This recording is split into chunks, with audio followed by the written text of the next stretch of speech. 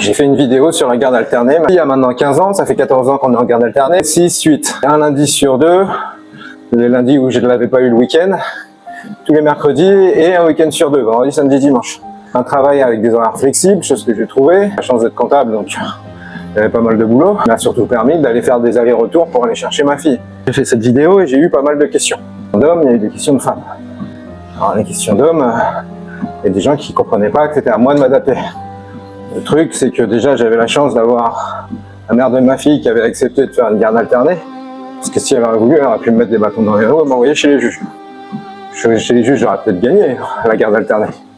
Vu que j'avais un travail, que j'avais un logement avec une chambre pour ma fille, elle aurait pu mettre des bâtons dans les roues. Chose qu'elle n'a pas fait et qu'elle a accepté à l'âge de 1 an. Alors il y a beaucoup de gens dans les commentaires qui ne comprennent pas qu'à l'âge d'1 an, on puisse faire la garde alternée. Mais à partir du moment où sa mère lui donnait pas le sein, et que je savais comment faire des biberons pour ma fille, c'était possible de le faire. C'est quelque chose qu'on a fait. Alors un deuxième truc sur la première vidéo aussi, je disais qu'elle avait une double personnalité. Et là, ça inquiétait pas mal de monde. En vérité, elle n'a pas une double personnalité.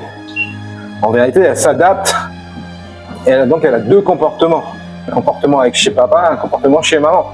Surtout que les règles sont à première vue différentes. Avec papa, c'est un peu plus cool, maman est beaucoup plus autoritaire. J'ai vraiment aucun problème, elle est bonne à l'école, elle sait ce qu'elle veut dans la vie. C'est une enfant super simple, elle sait rigoler, s'amuser, réussir, elle est très ambitieuse.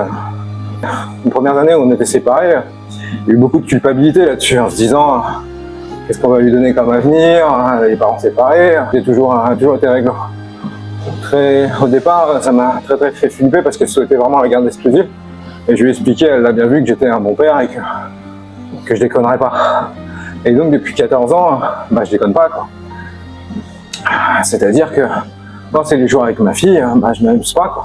C'est pas comme les gens qui sont en garde exclusive, qui sont pas de nounou et qui peuvent pas être soi-même, qui sont obligés d'être parents tout le temps. Là, l'avantage de la garde alternée, c'est que 8 jours sur 14, je pouvais m'amuser, faire l'ado, aller draguer, profiter de la vie et profiter de soi-même, s'auto-centrer. Les 2 premières années, je l'ai pas fait parce que quand j'étais pas avec elle, je me sentais pas bien.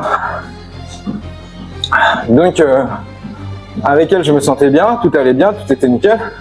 Je jouais le rôle du père et puis j'étais un bon père et je profitais de chaque instant. Mais dès qu'elle était partie, j'étais dans une déprime impressionnante, les 2 premières années. Et un jour, j'ai eu le déclic grâce à ma fille qui m'a dit papa, tout va bien chez maman, et pose avec sa mère et qu'elle était heureuse quand elle était chez papa.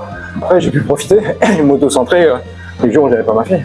Et j'ai toujours essayé d'être super positif, toujours dans la positivité, dans la création, on va de l'avant, on va pas se morfondre sur soi-même. Ok, tes parents sont séparés, mais c'est pas la fin de la vie quoi. J'étais obligé de faire ça. Ok, c'est triste. Ok, j'aurais préféré qu'on reste ensemble avec sa mère. Ça s'est pas fait pour X raisons. Mais maintenant voilà, on s'arrête pas là quoi. C'est pas de sa faute à elle, elle y est pour rien, mais strictement pour rien quoi. Il fallait qu'elle avance, qu'elle se morfonde pas, et même si des fois elle était triste, je vous ai dit dans la première vidéo, je vous expliquais que les premières années à l'école, c'était la seule à être avec parents séparés quoi. Donc forcément, ça doit faire bizarre.